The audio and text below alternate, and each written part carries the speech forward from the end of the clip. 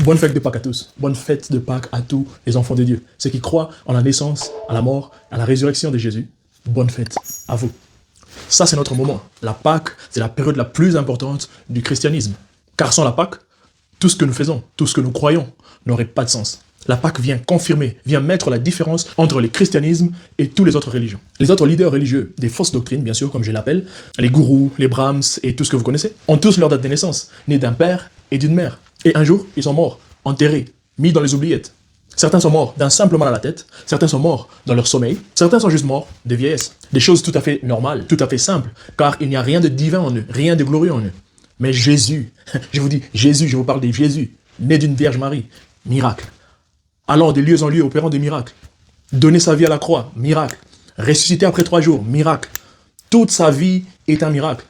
Roi des rois, mais il a choisi de tout abandonner, de tout laisser, de tout mettre de côté pour naître sur une étable et être un simple charpentier qui deviendra plus tard un bon berger, le bon berger.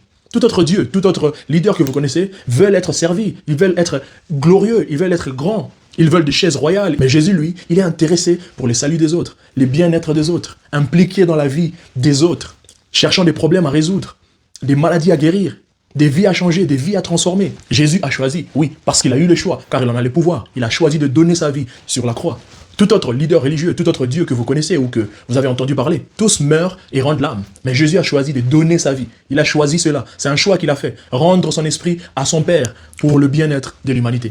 Il a choisi la pire façon de mourir. Il a choisi la pire manière de mourir. Chose qu'aucun autre de ces leaders religieux que vous connaissez, de ces religions que vous connaissez, personne n'aurait jamais fait ça. Juste quelques minutes avant de mourir, Jésus a dit à son Père, « Je remets mon esprit entre tes mains. » Car il avait le pouvoir de donner sa vie en sacrifice et de ressusciter au 3e jour. Ça, aucun et aucune personne ne l'a fait hier, ne le fera aujourd'hui, ni le fera demain. Le seul et l'unique, c'est Jésus. Voilà pourquoi le christianisme n'est jamais et ne sera jamais compté parmi les religions.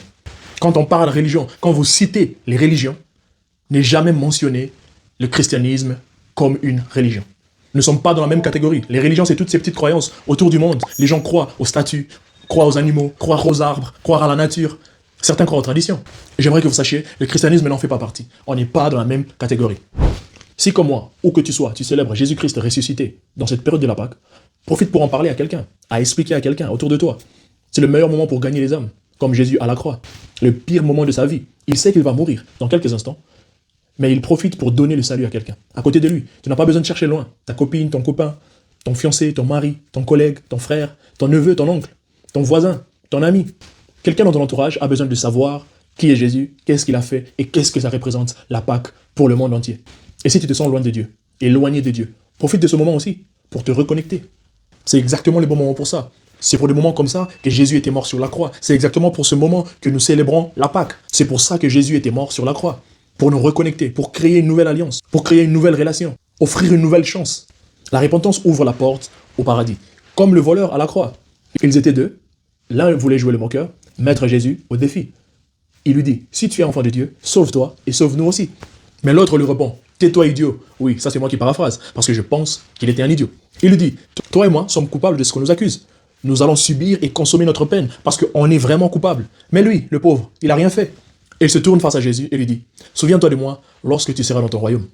Et Jésus lui répond, aujourd'hui même, tu seras avec moi au paradis. Tellement simple. Il a reconnu ses torts, ses fautes, ses erreurs. Il a pris courage, il a pris l'initiative de demander de l'aide à Jésus. Et automatiquement, les portes du paradis se sont ouvertes pour lui. À la dernière minute, quelle chance, quelle grâce. Il n'est pas trop tard pour toi aussi. Peu importe quel style de vie tu as, peu importe ce que tu as déjà fait ou ce que tu fais en ce moment, fais comme le voleur. Approche-toi de Jésus. Crois en lui. Fais-lui confiance. Reconnais tes torts. Demande pardon. Et tu seras sauvé. Avant que ça ne soit trop tard. Si Dieu n'a pas épargné son propre fils Jésus, imagine au dernier jour du jugement. Chacun aura pour son compte. Chacun payera sa facture. Et si comme moi, tu ne veux pas payer la facture de ton passé ou des erreurs de ta jeunesse, car elle est trop chère, chargée d'un passé trop lourd, demande à Jésus de payer pour toi. Il le fera. Bonne fête de Pâques à tous. Que Dieu vous bénisse.